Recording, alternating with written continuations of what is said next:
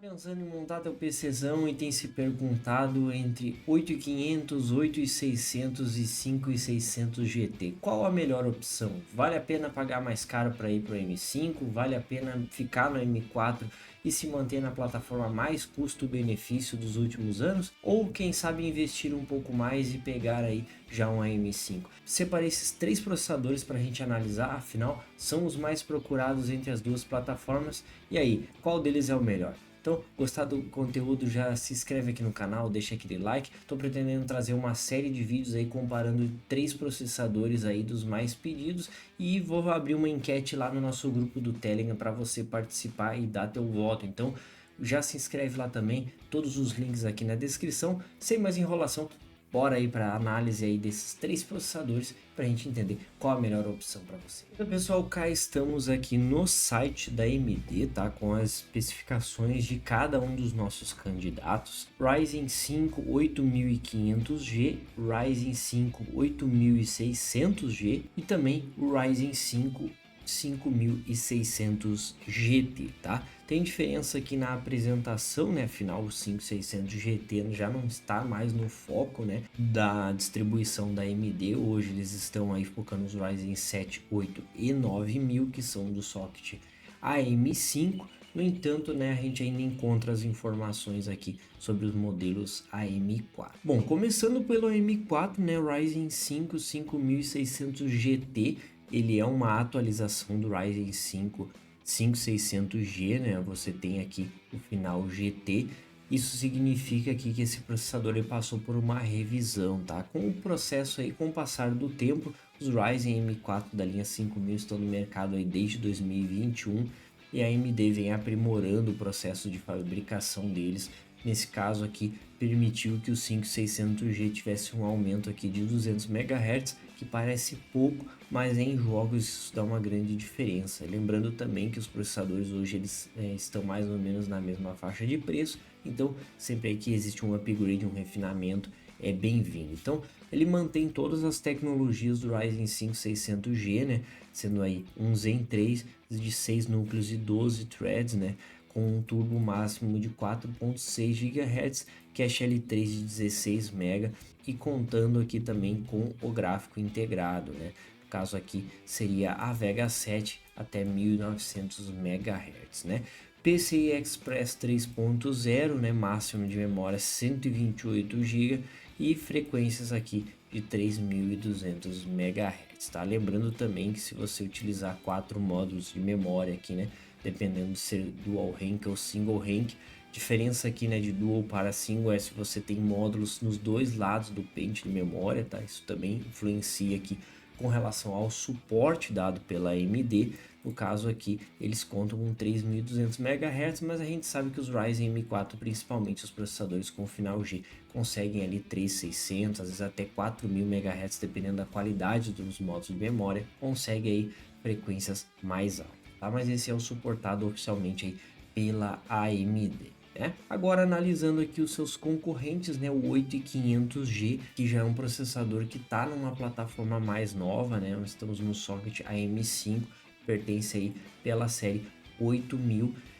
Aqui nós temos já a arquitetura Zen 4, 6 núcleos e 12 threads, tá? Mas esse processador tem dado o que falar porque ele vem aí com um preço muitas vezes em promoção, não muito distante do 8600G, mas aqui tem uma pegadinha nesse processador e é onde eu realmente diria para você ter um pouco de atenção, beleza?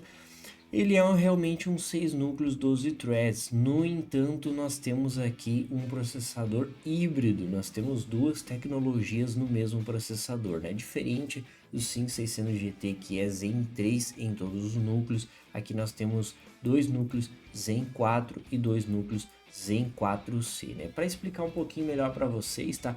Tem uma matéria do Adrenaline lá em 2023, tá? Isso aqui já tem bastante tempo que esses núcleos Zen 4C chegaram ao mercado, né? Eles chegam sendo 35% menores, são núcleos aqui que foram desenvolvidos, né, para os AMD EPICs, tá? O que isso quer dizer na prática, tá? Que esses processadores aqui, eles utilizam, né, núcleos como os E-cores, né, no caso lá da Intel, onde você tem os núcleos de eficiência, são núcleos menores, trabalham com frequências menores, e eles pensam um pouco mais em trabalho de eficiência, tá? Resumidamente aqui para vocês. E o nosso querido 8500G, ele conta com 4 dos seus 6 núcleos em Zen 4C. Inclusive a AMD especifica aqui, tá? Quando você compra na caixa, você tem a informação bonita lá de 6 núcleos, 12 threads até 5 GHz, mas na prática os núcleos em 4C tem um base clock de 3.3, né, e um turbo boost de até 3.7, ou seja, nós não chegamos aos 5 GHz em todos os núcleos, tá? E os núcleos em 4 nós temos um base de 4.1, né, podendo chegar aí até os seus 5 GHz. Então nós temos diferenças aqui entre esses núcleos, isso já é a primeira limitação, digamos, desse processador, né? Nós temos outras limitações aqui, como é o caso das lanes PCI Express. Ele trabalha com 4.0, mas vocês vão perceber que ele tem bem menos lanes do que o 8600G. O que isso implica? Na hora que você for combinar com uma placa de vídeo, você terá menos linhas PCI Express, né? Vocês lembram aí bem da tão falada 6500 XT, que trabalhava em 4.0 X4, que quando você chegava ali no limite da VRAM, você precisava usar mais memória, essa largura de banda fazia diferença. Então é um processador que também tem limites aí quando combinado com uma placa de vídeo, né? E não completasse tudo isso, você ainda tem a Radeon 740M, que é a Radeon mais fraca dessa geração, né? Você tem apenas 4 núcleos gráficos, então já é uma GPU mais limitada, tá? Mas, seguindo a linha de raciocínio, nós temos o 8600G, né? Que aí nós temos, né, todos os núcleos em 4, 6 núcleos, 12 threads, também chegam até 5 GHz. No entanto, aqui nós temos a arquitetura igual em todos os núcleos, né? Nós vamos também aqui ter os suportes, né?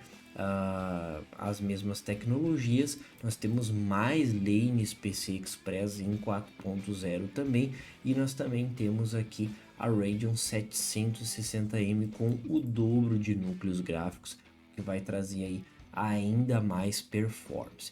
Para vocês terem uma ideia aqui de desempenho deles, nós estamos aqui no Passmark Software, né? CPU Benchmarks, onde a gente consegue colocar um comparativo aqui dos processadores lado a lado com todas as suas especificações e tecnologias, tá? Para vocês terem uma ideia, né, o 8500G ele fica aqui, né, com mais pontuação de 21 mil pontos, enquanto o nosso querido 5600 GT fica com 20.300. Então a diferença é bem pequena entre os dois, né? Já o 8600G nós conseguimos 25 mil pontos, sendo até mais robusto que um 5700G da geração aí, a M4, conta com 8 núcleos e 16 threads. Então aqui entre eles, né, sendo uma diferença de 3%, mas o 8600G sendo até 19% mais rápido que o 5600 GT. Mas e aí, qual vale a pena, né? Considerando aqui o conjunto, né, o 5600 GT está numa plataforma com memórias e placa-mãe mais baratas, ele é uma opção custo-benefício, vai atender a maioria dos públicos, vai ter uma boa margem de upgrades, afinal você tem o 5700G, caso você ainda permaneça no gráfico integrado. Combinado com placa de vídeo, você não tem as limitações aqui, no caso, como o 8500G está numa plataforma mais barata. Mas, e aí? Não quero a M4, já quero partir para o M5. A porta de entrada é o 8G, mas com todas as limitações e entendendo que mais ou menos o público busca começar com um CPU bom e fazer upgrades, nesse caso aqui o 8600G ele é a melhor opção. Você tem a mesma contagem de núcleos, mas nós temos diferenças na arquitetura desses núcleos, o que já entrega núcleos mais lentos, processador mais lento.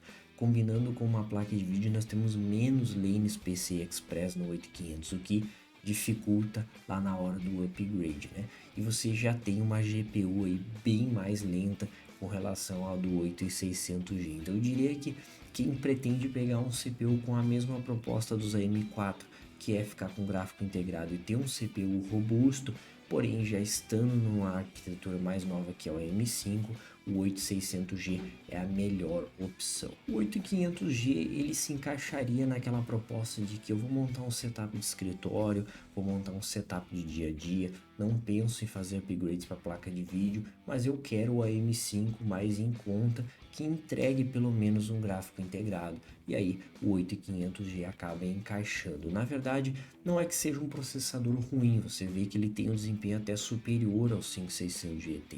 O problema é que ele está sendo vendido como um 6/12, como sempre foi, só que na verdade ele tem uma arquitetura diferente, menos desempenho do que realmente ele poderia entregar. Afinal, você percebe que os mesmos núcleos aqui Zen 4 no 8600G tem um salto aqui bem significativo de performance, comparado aí com a versão que tem núcleos híbridos, e o gráfico integrado também mais modesto, além de que não podemos esquecer das lanes PCI Express. Na hora de você combinar com uma placa de vídeo, vai ter uma diferença de desempenho entre eles também. Bom, nas conclusões finais, né? 8500G definitivamente eu fugiria desse processador, mesmo que você queira um AM5. Juntaria um pouco mais e pensaria no 8600G, a menos que a proposta seja como eu citei no vídeo. Você quer uma máquina AM5, não abre mão disso, mas você quer o mais barato possível e entenda as limitações que esse processador entrega. Para quem já pensa em um processador mais robusto e pegar um gráfico aí para ficar um bom tempo e sabendo que você teria um processador de qualidade na hora de combar com uma placa de vídeo, o 8600G aí se encaixa perfeitamente.